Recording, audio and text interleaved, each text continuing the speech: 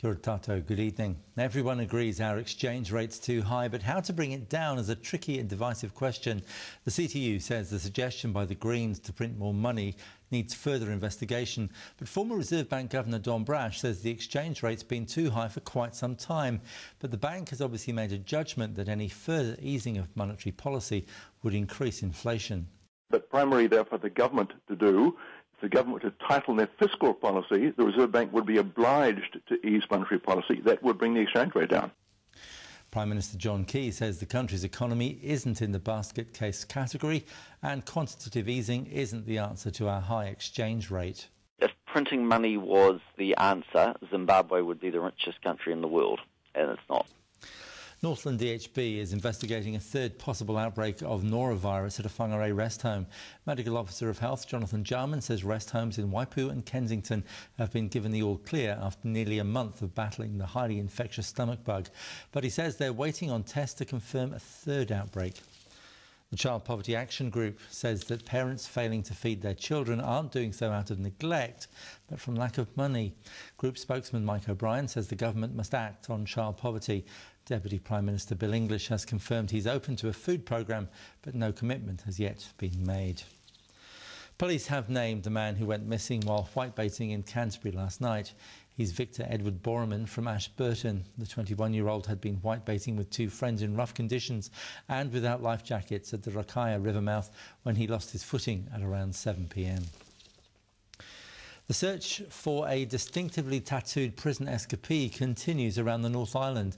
Mana Tangitutu escaped from custody in Whakatane last week after being given a 4-month prison sentence for family violence. The 27-year-old has full facial tattoos featuring 3 M's on his forehead and East Coast mongrel across his nose and upper lip.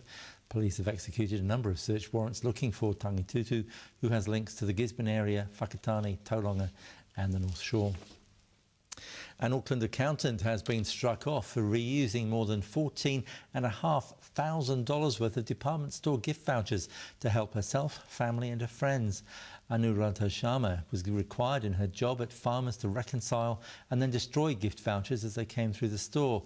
Instead, she took them for her own and her friends' use.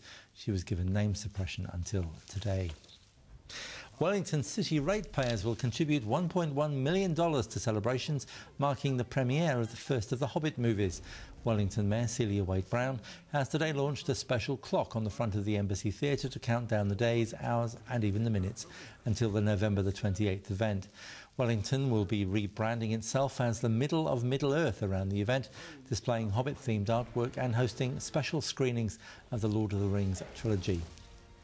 Auckland's population could reach 2 million by 2031. Statistics New Zealand suggests that Auckland will continue to be New Zealand's fastest growing region and account for 3/5 of the country's population growth between 2011 and 2031.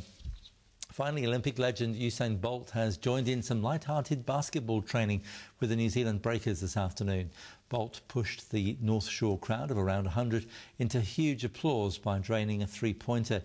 On a serious note, Bolt's confirmed he will absolutely be in Rio de Janeiro in 2016 to go for a three-peat.